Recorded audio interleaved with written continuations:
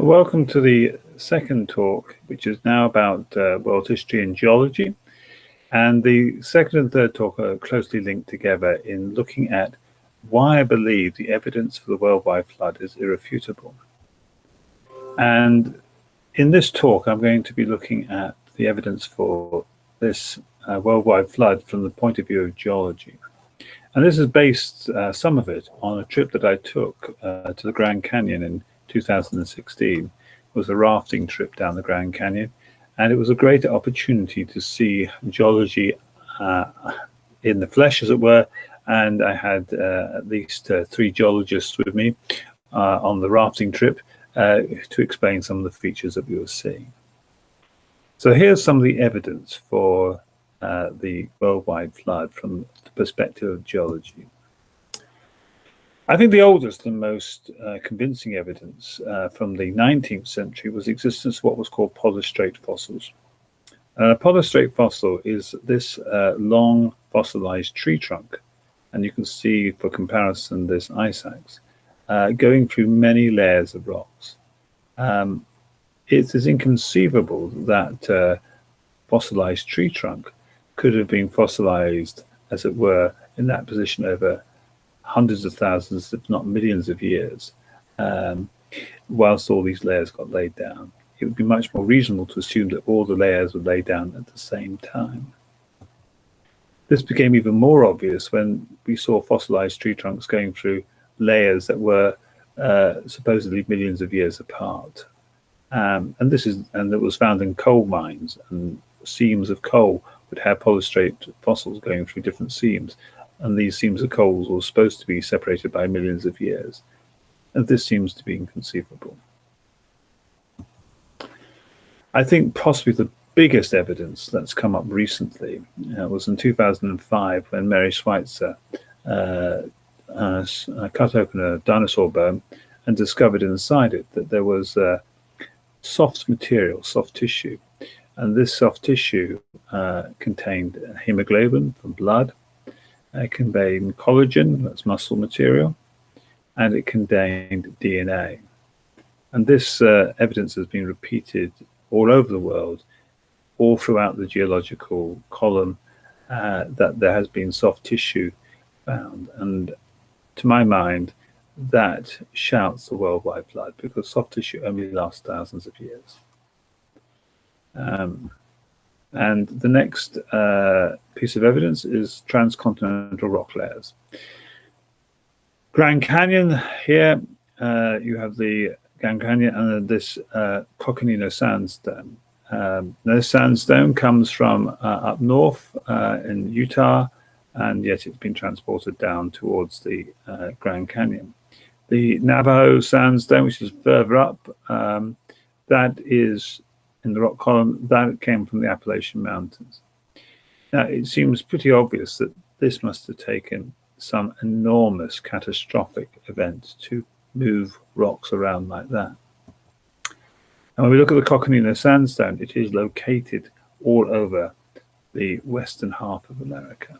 This is no gradual, slow event. This must be a massive worldwide catastrophe, such as the worldwide. If we look at the Tapeats sandstone here and here, this is covered not only in the Grand Canyon, but it covers the majority of North America, and it's even found in Israel. Likewise, the Red Wall limestone here and here is found across much of North America, England, and the Himalayas. These rock layers are transcontinental. And therefore, the event that laid them down must be transcontinental. The only event that can be considered to be of that nature would be the worldwide flood. Another interesting feature is that between the layers of rocks, there are often gaps if we go by the standard chronology of the geological column, and yet the layers are totally flat. Where's the missing material gone to? And this lack of erosion between layers is also interesting. It would suggest, obviously, you can see it in the Grand Canyon because sometimes the rocks are of different colors. And when we get up close, it's the same thing up close. There's no erosion between the layers. And I teach geography. And in geography, we know that over time, and not much time, erosion takes place. And what we'd expect to see would be something much more rough and uneven like this. But what we actually see is something that's flat and even. And I challenge you to look at pictures around the world, and you'll see the same flat rock layers. And this is a clear indication those rock layers were laid down at the same time. And there was no evidence of time taking place. And the most obvious time they were laid down was the worldwide flood. Where we do see bends, they're quite spectacular, like this one in the Grand Canyon. And there's quite a few around the world. However, these bends don't take place unless the rocks themselves were soft, because dry rock cracks, it doesn't bend like this. And so these bends are indications that this geological activity, this uplift that created the bend, must have taken place whilst the rock had yet to dry out from the worldwide flood. Now, the evidence against a young Earth in a worldwide flood, there are three evidences I've come across. One is called index fossils. Now, for reasons that I'll look at when we discuss creation or evolution, design or evolution, I don't think evolution is a viable theory. Therefore, I'm going to leave index fossils to one side. The two others are radiometric dating and the time it takes for formations to take place, things like canyons. So radiometric dating is based on difficult to prove assumptions, and also the evidence of soft tissues and discordant results mean that whatever is measuring radiometric results cannot be measuring time. I think the soft tissue immediately suggests that, okay, there is something going on in radiometric dating, but it can't be measuring time because the evidence for soft tissues is so overwhelming. But even within the context of radiometric dating, there are issues to do with its reliability. So, for instance, if we look at this particular feature here, so if I was to look at that particular lava layer here, there's results that suggest that lava layer is actually older than the Cardenas fault, which is impossible. Furthermore, if we look at the Cardenas basalt, it's supposed to be, well, we're not sure what it's supposed to be in one sense, because different methods come up with different results. So the krypton-argon method is 500 million years old. The ruby and strontium method is 1,000 million years old. And this other method, I can't remember the name of, is 1,500 million years old. That is, extraordinary differences between those three methods. Yes, they sometimes do agree, but quite often they don't. Furthermore, what we have discovered is that there is carbon-14 in coal, and now carbon-14 only lasts thousands of years, and yet this is supposed to be millions of years old, this lump of coal. Likewise, carbon-14 has been found in diamonds. Again, in the case of diamonds, they're supposed to be billions of years old. So that seems to suggest that these radiometric dating systems are not necessarily measuring time. They're measuring something, but not time. And now let's consider the issue of how long does it take to lay down rocks? And how long does it take to create canyons? Well, when Mount St. Helens blew up in May 1980, we had, in a sense, an experiment, as it were, on a real-life situation to see what happens when you have a catastrophe.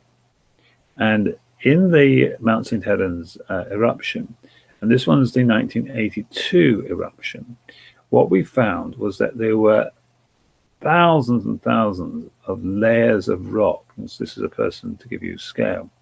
Thousands and thousands of layers of rock laid down in one eruptive event. So in a matter of a couple of hours, all these layers of rocks were laid down. And if I came across it, I could have argued that they may have been laid down every year, annual tree rings, as it were, or rock rings. But that's not the case. That was one event. And that kind of suggests to us that where we see that type of strata in layering in the rocks, well, maybe that is all just one event. Likewise, canyon formation. Here we have a sort of 1/40th scale version of the Grand Canyon, with all the intricacies and valleys and side valleys. Well, this event happened, this particular formation happened in one day. What happened was there was a mud flow that came down, been dammed up for a couple of years, and it basically burst through and created this formation in one catastrophic event.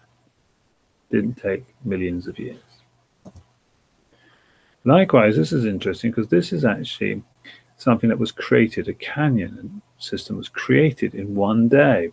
This was with the original 1980 eruption. These are solid rocks that were the original rocks on Mount St. Helens. And you could have argued, if you didn't know the actual history, that it was this river that formed the canyon, one grain at a time.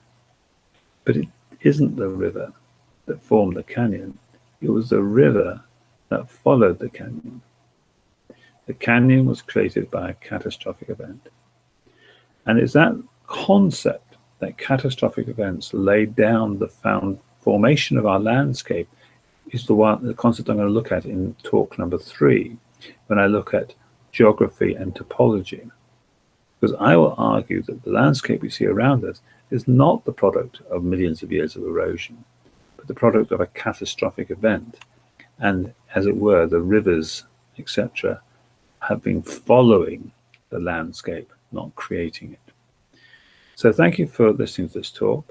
And as I say, my next talk will be about the issue of land formations and geography. And as I say, I believe that there is enough evidence in these things to give us irrefutable proof that there was in fact a worldwide flood.